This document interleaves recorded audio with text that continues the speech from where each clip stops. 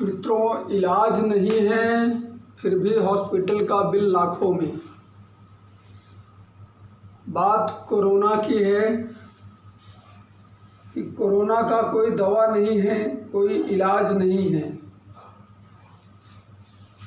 फिर बिल क्यों लाखों में आ रहा है, ये चीज़ समझ में नहीं आ रहा है कि जो व्यक्ति बीमार हो गया।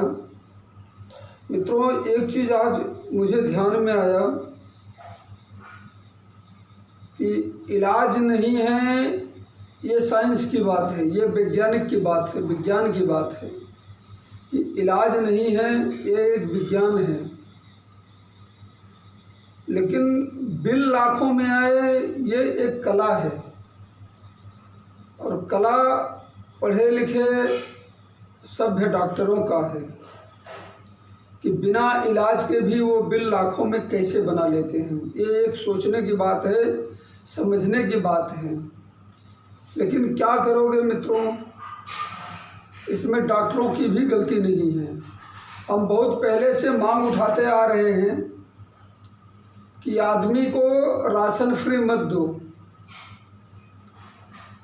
किसानों को पैसा मत दो, आप कोई भी सामान फ्री मत दो, एक भी चीज़ फ्री नहीं चाहिए, कुछ भी चीज़ फ्री नहीं चाहिए। लेकिन शिक्षा, न्याय और मेडिकल ये फ्री होना चाहिए, हर व्यक्ति के लिए फ्री होना चाहिए, और वो भी अच्छी व्यवस्था होनी चाहिए, शिक्षा के लिए भी, न्याय के लिए भी और स्वास्थ्य के लिए भी। और जो कि ये तीनों काम सरकारें नहीं करती हैं, क्योंकि इन तीनों में माफिया लोग घुसे हुए हैं। शिक्षा पद्धति में भी माफिया हैं, न्यायिक प्रक्रिया में भी माफिया हैं, न्याय को प्रभावित कर देते हैं, और स्वास्थ्य मेडिकल लाइन में भी माफिया लोग घुसे हुए हैं। अब एक डॉक्टर अगर MBBS की डिग्री लेगा, उसका 5 साल का समय जाएगा और 1 करोड़ खर्च होगा। मिनिमम 1 करोड़ रुपया लगता है मित्रों एक MBBS तैयार होने में। अब जो व्यक्ति 1 करोड़ रुपया लगा करके 5 साल मेहनत करेगा, तो दान करने तो बैठेगा नहीं, अपना पैसा वसूलना ही है उसको। तो जैसे तैसे एन केन प्रकारेण उसको अपना जो लगाया हुआ है वो वसूलना है, उसका ब्याज वसूलना है, उसके बाद अपने जीवन यापन के लिए वसूलना है, अपने बाल बच्चों के लिए वसूलना है, तो वसूलेगा ही वसूलेगा वो। लेकिन अगर यही मेडिकल की शिक्षा फ्री होती और सभी लोग मेडिकल डॉक्टर बन सकते थे, जो बनने लायक हैं, अगर वो बन जाते, जो प्राइवेट स्तर पे एडमिशन लेके डॉक्टर बनते हैं, वो सरकारी स्तर पे भी बन सकते हैं। क्यों नहीं बन सकते? अगर प्राइवेट को मान्यता है, प्राइवेट स्तर से पास करके मान्यता है, तो सरकारी स्तर पे मान्यता क्यों नहीं है? आप कहोगे कि सरकार तो जो वो करता है, क्वालिफाई करता है, जो पढ़ लिख के पास होता है उसको तो देती है कंसेशन, डिस्काउंट, मतलब कम खर्चे में। खर्चा फिर भी लगता है मित्रों।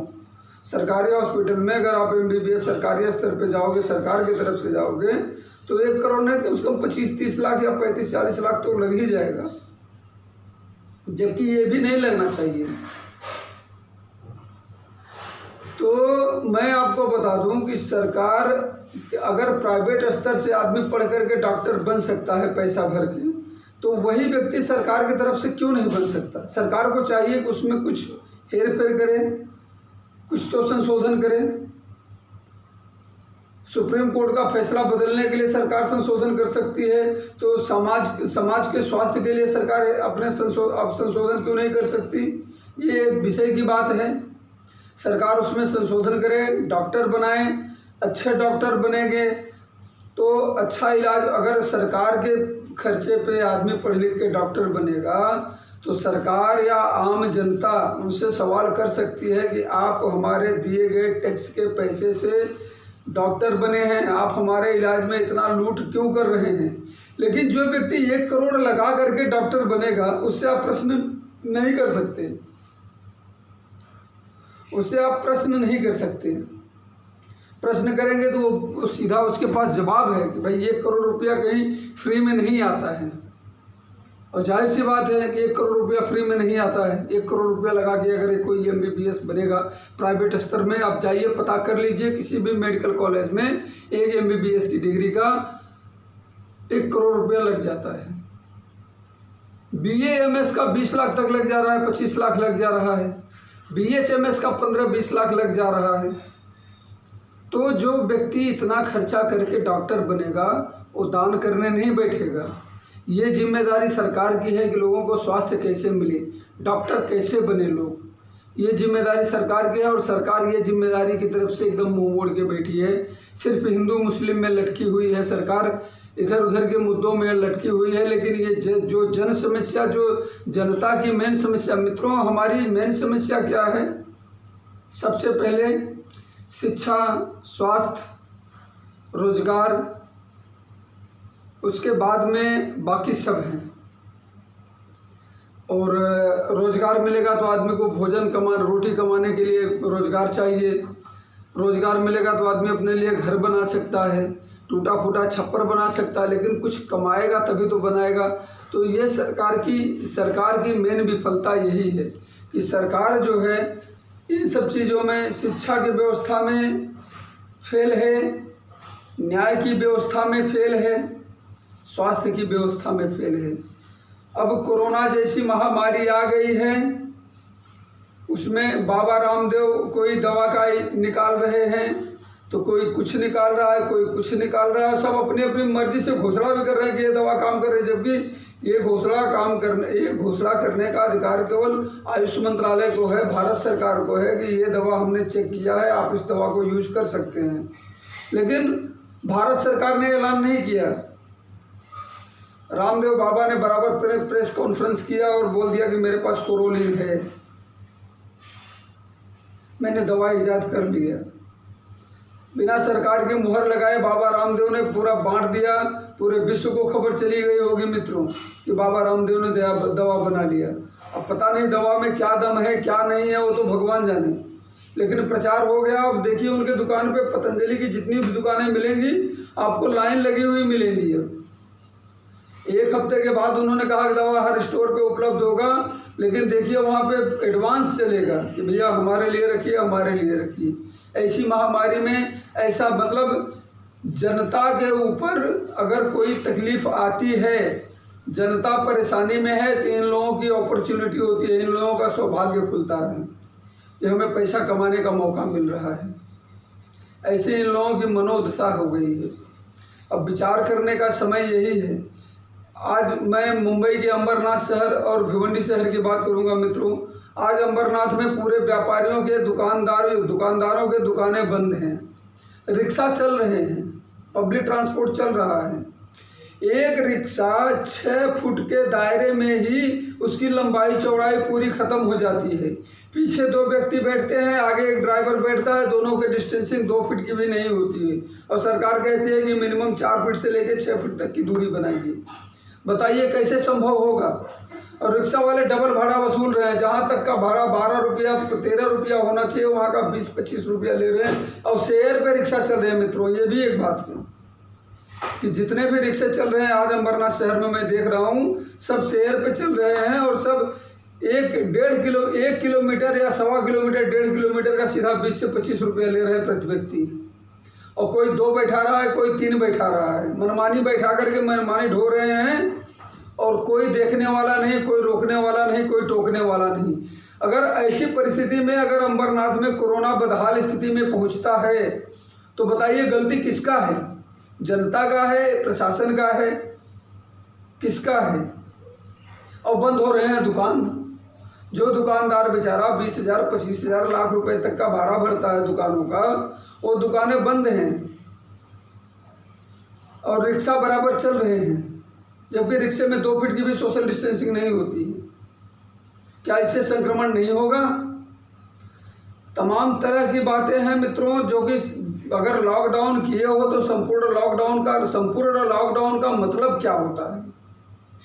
ये लॉकडाउन मतलब पब्लिक को बहकाने की बात है, कि भैया जिससे बच्चे को कोई गोद में उठा के बोले चंदा मामा आ रहे आवा पारे आवा, इस तरह की बातें हो कि चंदा मामा आ रहे आवा पारे आवा वाली बात हो गई है। तो ये कौन सी तरकीब है इन लोगों की लॉकडाउन की, ये समझ में नहीं आता। लॉकडाउन का मतलब है कि सब कुछ बंद, कोई घर से बाहर नहीं निकलेगा।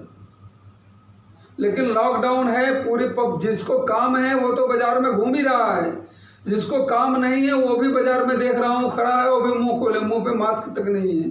अगर ऐसे आदमी कोरोना पॉजिटिव नहीं होंगे तो क्या होंगे? सरकार क्या कर लेगी, दुकानदार क्या कर लेगा? जब तक आप जनता नहीं सोचोगे कि नहीं घर से निकलने के पहले हमें मास्क लगाना है, सोशल डिस्टेंसिंग का पालन करना है, हाँ अपने पास में पॉकेट में एक सैनिटाइजर की शीशी होनी चाहिए। लोग जेब में सुरती सुपारी सुरती चूना का डब्बा रखते हैं, सिगरेट का पैकेट रख लेते हैं, लेकिन सैनिटाइजर का बोतल किसी के जेब में नहीं मिलेगा। एक छोटा सा बोतल सैनिटाइजर का भी जेब में रखें, जहाँ जरूरत पड़ेगी हम अपना हाथ साफ कर लेंगे। ये बात नहीं है। हर तरफ सिर्फ बेवकूफ़ बनाने की बातें हो रही हैं, बेवकूफ़ियत की बातें हो रही हैं। समझ में नहीं आ रहा है कि प्रशासन किस तरह से लॉकडाउन कर रहा है, जनता किस तरह से लॉकडाउन का फॉलो कर रही है, सोशल डिस्टेंसिंग कर रही है, और मारे जा रहे हैं बेचारे गरीब दुकानदार, जिनको दुकान का भाड़ा भरना है, घर का खर्चा चलाना है, दुकान पे दो तीन लोग या जो भी आदमी काम करते हैं उनको भी देना है, भरना है, उनके भी घर का खर्चा चलाना है। काफ़ी तकलीफें हैं दुकानदारों को, लेकिन इस तरफ सरकार का ध्यान नहीं है, इस तरफ किसी का भी ध्यान नहीं है। सिर्फ दुकानें बंद, बस हो गया लॉकडाउन। पब्लिक क्या कर रही है? निकली है रोड पे, पकड़ो पब्लिक को, फाइन मारो अगर नहीं सुधर रहे हैं तो। लेकिन नहीं, ये काम नहीं होगा क्योंकि इससे वोट खराब हो जाएगा। अरे दुकानदारों के भी तरफ ध्यान दीजिए, और रिक्शा जो चल रहे हैं मनमानी, इस तरफ भी ध्यान दीजिए कि वो मीटर पे चलें, शेयर पे न चलें, पहली बात। दूसरी बात, जो वाजिब किराया है वो किराया लें, मनमानी लूट न करें, क्योंकि लूट मची हुई है, एकदम जनता लूट रही है और प्रशासन मौन बैठा है, प्रशासन का ध्यान थोड़ा भी नहीं है। और दूसरी बात, अंबरनाथ के लिए सरकार से मेरी गुजारिश है कि अंबरनाथ के लिए कोई नोडल अधिकारी भेजे स्पेशल कोरोना के लिए। ये इन लोगों के बस की बात नहीं है, जो यहाँ पे कोरोना को कंट्रोल करने की कोशिश कर रहे हैं, ये नहीं कर पाएंगे। कोई IAS लेवल का अच्छा अधिकारी भेजा जाए अंबरनाथ शहर के लिए। और भिवंडी में भी कमोबेश यही हाल है, जो मैं अंबरनाथ की बताया हूँ वही सेम टू सेम भिवंडी की भी हालत है। लोग ऐसे घूम रहे हैं मनमानी। अब तो ग्रामीण स्तर पे भी कोरोना वहाँ पे महामारी का रूप पकड़ चुका है। सिटी में तो जो है सो है। तो ऐसे जगहों पे कंट्रोलिंग के लिए एक अलग से IAS लेवल का अधिकारी नियुक्त होना चाहिए, उसके हाथ में सारी पावर होनी चाहिए। वो किसी को कहीं भी खड़ा कर सके, किसी को कहीं भी ड्यूटी लगा सके, वो अपने स्तर पे अपने दिमाग से इस परिस्थिति का सामना कर सके। ऐसे ऑफिसरों की ज़रूरत है जो कि नोडल अधिकारी के रूप में, और IAS लेवल के अधिकारी चुने जाए, नहीं कि किसी को भी भेज दिया जाए। कम से कम IAS लेवल का ही अधिकारी होना चाहिए, जो कि पूरे प्रशासन व्यवस्था को अपने हाथ में लेकर के काम करें। जय हिंद मित्रों, जय श्री राम। मैं विनोद लक्ष्मी नारायण शुक्ला, अध्यक्ष पूर्वांचल जन कल्याण संस्थान। आप लोग देख रहे हैं लोकमंच TV। वीडियो अच्छा लगे तो सब्सक्राइब करें, शेयर करें, अपना आशीर्वाद बनाए रखें।